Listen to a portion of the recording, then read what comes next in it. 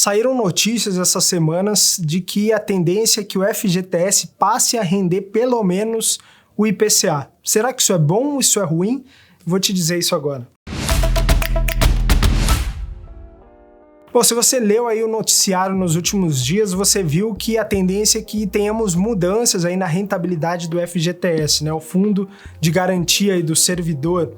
Isso mostra o quê? Isso mostra, né, que basicamente os órgãos públicos estão entendendo uma demanda popular de que a rentabilidade é tão baixa daquele dinheiro que todo mês sai ali do teu salário e vai ser investido dentro desse fundo, passa e entrega para o investidor lá no final, né? Quando você precisa daquele recurso, ele rende quase nada, né? Sempre dá aquela vontade de tirar de lá, usar esse recurso melhor, porque você vai ter melhor proveito. Com essa mudança, basicamente, o seu retorno vai passar a ser IPCA, correção monetária pela inflação, e não mais os 3% mais TR, né, que hoje, inclusive, com uma taxa de juros elevada no Brasil, rende menos do que a poupança, né? Então, aquele dinheiro que todo mês sai do teu salário, fica investido ali no FGTS, para lá na frente você comprar um imóvel, lá na aposentadoria, usar uma parte desse recurso, basicamente não rende nada, né? Você está perdendo ali o dinheiro para a inflação todos os anos. Então a proposta, né, do governo nesse momento é justamente trazer para a discussão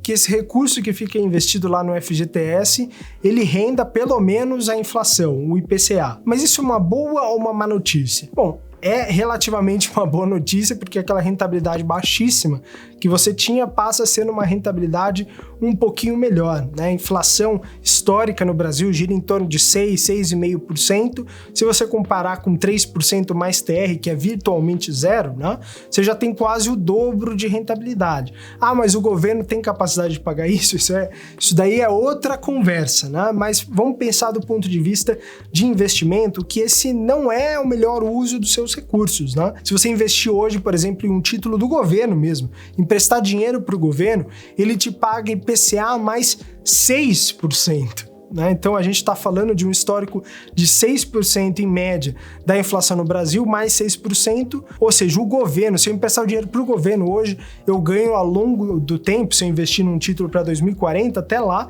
eu ganho IPCA mais 6%, 12% ao ano, uma rentabilidade que vai ser o dobro da inflação, né? E tem outro cálculo também que você pode fazer. Nos últimos 8 anos, por exemplo, a inflação foi metade do aumento da base monetária, né? O governo, quando ele precisa de dinheiro, basicamente ele imprime mais dinheiro para pagar suas contas, né?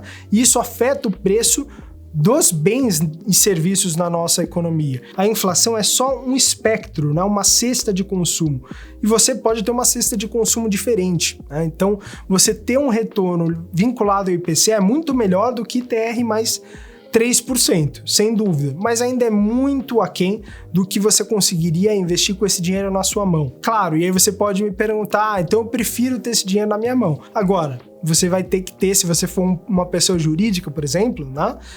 E você tem que fazer a gestão do seu recurso, você vai ter que ter a disciplina de fazer essa mesma alocação do quanto iria ali para o FGTS e um recurso melhor. Se você não for fazer isso, aí é melhor você deixar lá no IPCA, que pelo menos você vai ter um recurso para usar quando você precisar. Agora, se você tem a disciplina, você vai pegar uma parte do seu salário, vai fazer essa alocação, eu não tenho dúvidas, né, de que você consegue fazer um investimento em título público e ter um retorno do dobro do que você teria ali no FGTS.